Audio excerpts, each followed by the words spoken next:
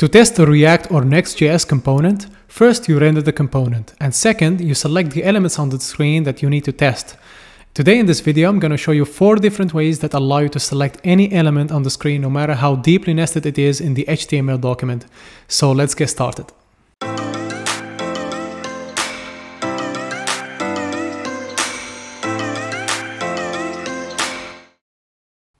Now, before we start discussing the 4 different approaches that we need to follow in order to select elements on the screen for testing, I want to highlight 2 things. The first thing is that this video is a part of series, so in order to get the most of testing, make sure to watch this series from the beginning. You can see the link to that series in the top right corner. And also, the second thing I want to highlight is that any code I'm writing right now, you can see it inside my GitHub repository. So make sure to check out the description box below in order to get the link to that GitHub repository, to fork it and clone it to your system and start working along with me. So let's talk about the 4 different approaches. The first approach is actually the recommended approach by the React testing library itself, which is using the ARIA roles. Now, if you're not familiar with ARIA roles, make sure to watch the first video of this series because I talked about them in details. So let's see an example in my code base right now. I have in my Next.js application. Okay, I have this very simple component which has input elements. For example, I want to say Jane and Jane at jane.com and click add user. Whenever I click add user, the name and the email are added on the screen, and also inside my all users I see Jane because that's the name of the user. And let's suppose I want to add another user, which is Mark, and add Mark at gmail.com. You can see that I have all the users listed inside this ordered list. Okay, so if I go to my code base and go to my components, okay, I have users list. Inside the users list, you can see that I have 2 different lists. The first one is here and the second one is here.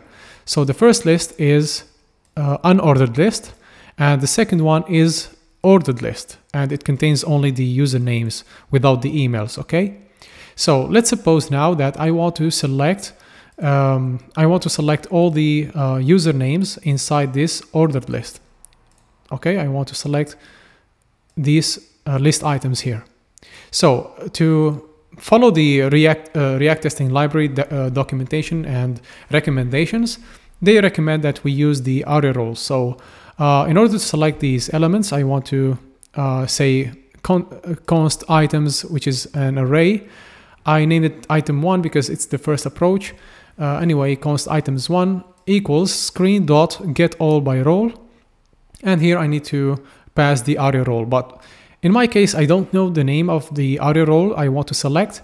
So in my case, I have 2 different approaches I can follow in order to get the ARIA role. The first one is to use ChatGPT, of course, and the second one is the thing I want to show you, because sometimes you don't know the ARIA role of the element you want to select, so you can fall back to use something else, which is called testing playground URL.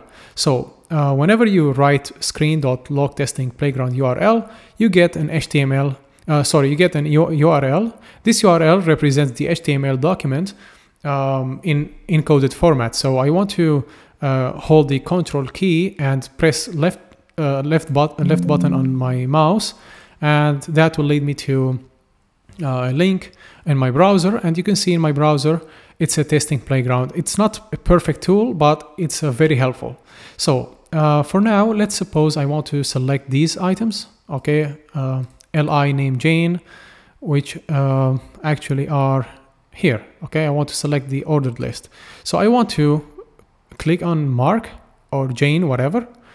And you can see below it's the suggested query, because that's the query we are doing. It's a suggested approach. I told you that React testing library recommends very strongly that we use the ARIA roles in order to select elements on the screen for testing. So it says get by role list item. So I can copy this ARIA role. Okay, it disappeared. So I can copy this aria role and go back here and put it as an argument inside the get all by role. And let's do an assertion now. The assertion I want to do is simply expect items 1 to have length.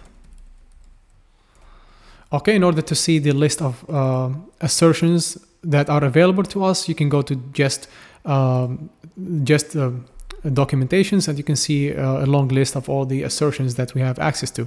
So anyway, I have to have length. To have length, test the length of a array. In my case, I have an array of elements, list items. So I expect to see how many.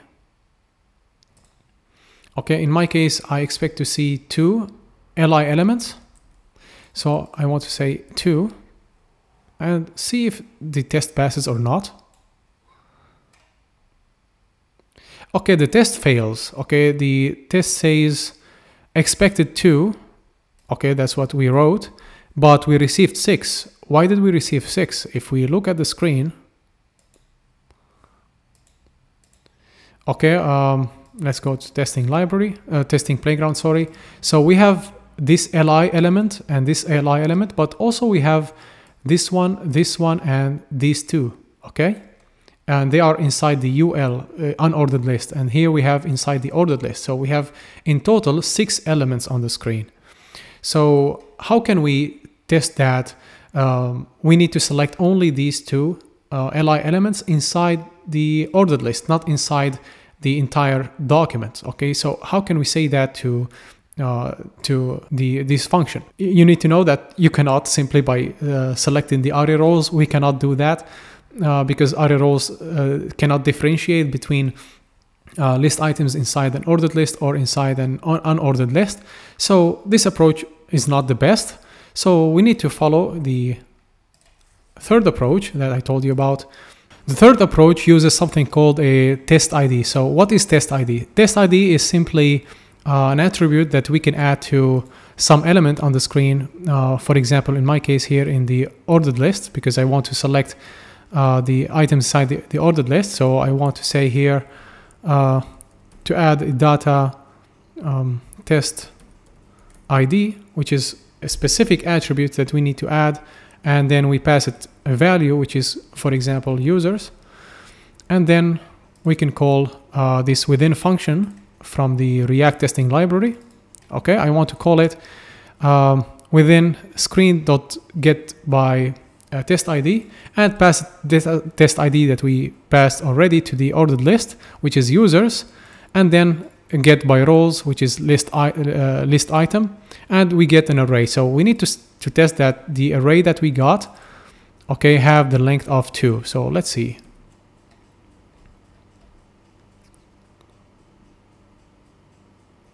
The test passes successfully because we managed to select all the elements on the screen that have the list item aria role that are within the test ID, which is users.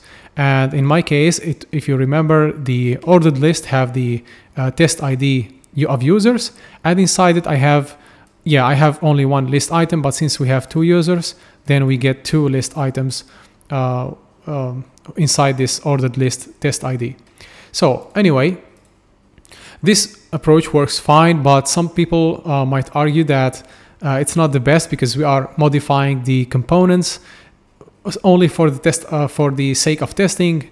If that's something you don't want or something you find not the best, I have another approach for you, which is selecting elements using the query selector all, which is pure JavaScript actually. And I call it on the container, but what is this container thing?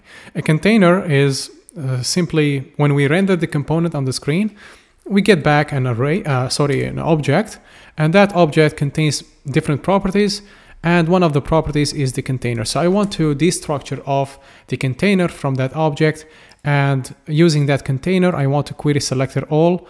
And by the way, if you don't know what query selector all, I think probably the last time you used that method is when you first start learning about web development and JavaScript and all of that. But since modern frameworks don't use query selector all, you probably forgot how it works. So how it works is that it selects elements on the screen and returns them as an array. In my case, when I write ol space li, it selects all the list items that are nested. Okay, space means nested inside the ordered list. So whenever there are ordered lists on the screen, it selects the li items inside them and returns an array.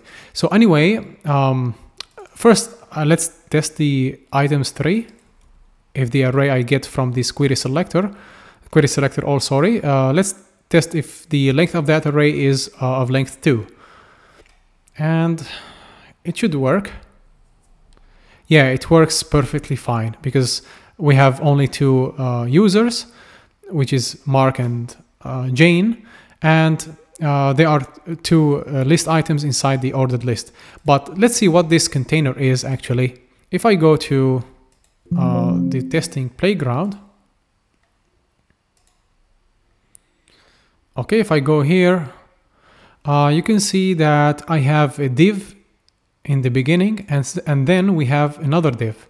This div, okay, it's coming from my component, because if I go to my component, okay, you can see that I have a div, and inside that div I have ul and li. But this extra div that we have, the extra container, is actually the container that we get from rendering the component using the render method coming from the testing library, okay, or the React testing library. So that is basically the container, and inside that container I want to select our query selector all, and we get an array and we test the array. So that's it, and those are the 4 methods or 4 approaches that I recommend you use when you want to select any element on the screen for your testing or testing your components. As a recap, the first method is using the array roles, which is the recommended approach by React testing library. And if you don't know the array role, you can go to ChatGPT or probably use testing playground URL and get the array role that you are seeking. And sometimes you don't, the array role is not enough because different elements on the screen might have the same array role. And in that case, you probably want to use something like test ID or the query selector all, which is probably the easiest one in this case. So it's up to you what you want to use. And that's it for now. I hope you liked this video. And if you did, please click the like button on this video, and also consider subscribing to my channel to see more videos like this, and also to support the YouTube algorithm. And until then, see you very soon.